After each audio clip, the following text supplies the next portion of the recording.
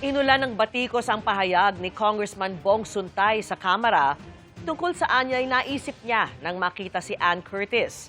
Humingi na ng paumanhin si Suntay pero nanindigang taken out of context ang kanyang sinabi at hindi siya nagsisisi sa pagkukumpara.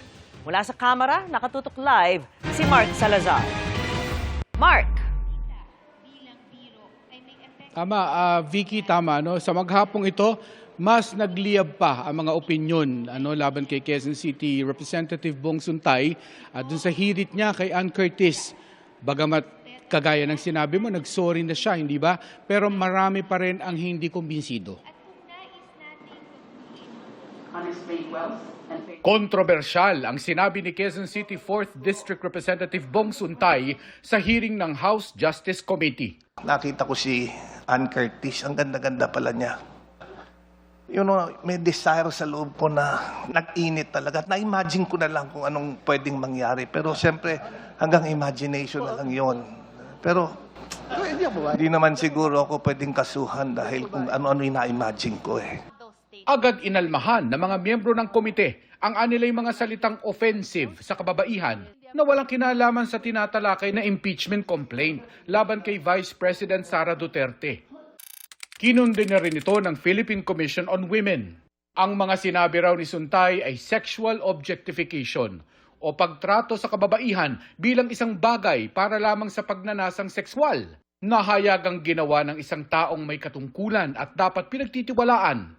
Insulto daw ito hindi lang sa aktres na si Ann Curtis, kundi sa bawat babaeng Pilipino na nakaramdam na hindi sila ligtas dahil sa pananalita ng mga nasa kapangyarihan.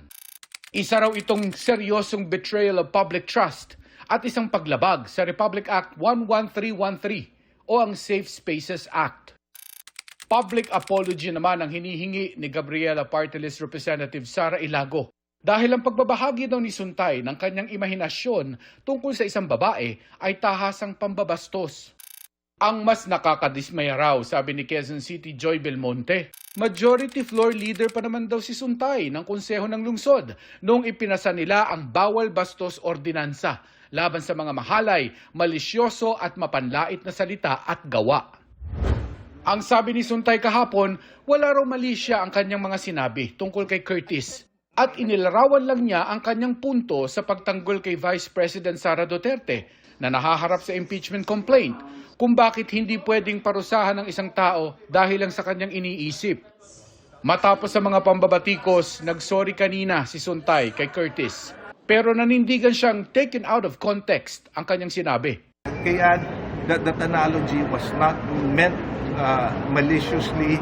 It was an analogy based dun sa konteksto ng pagdinig dito. It may have been in bad taste.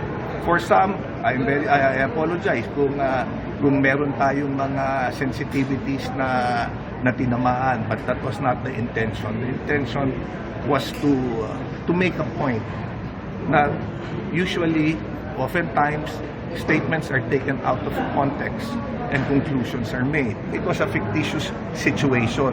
Hindi ko pa nga nakikita si Ann in person, napanood ko lang siya sa TV.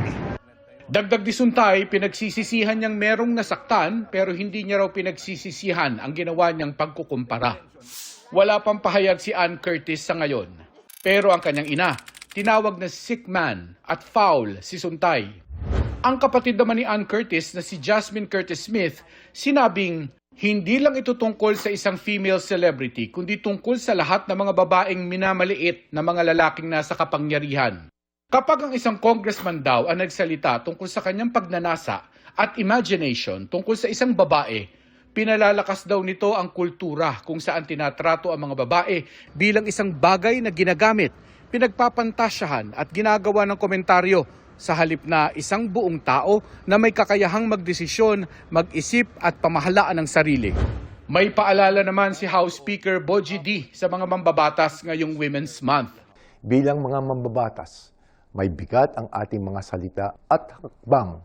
Responsibilidad natin na tiyakin ng bawat Pilipina ay ginagalang, pinakikinggan at pinoprotektahan.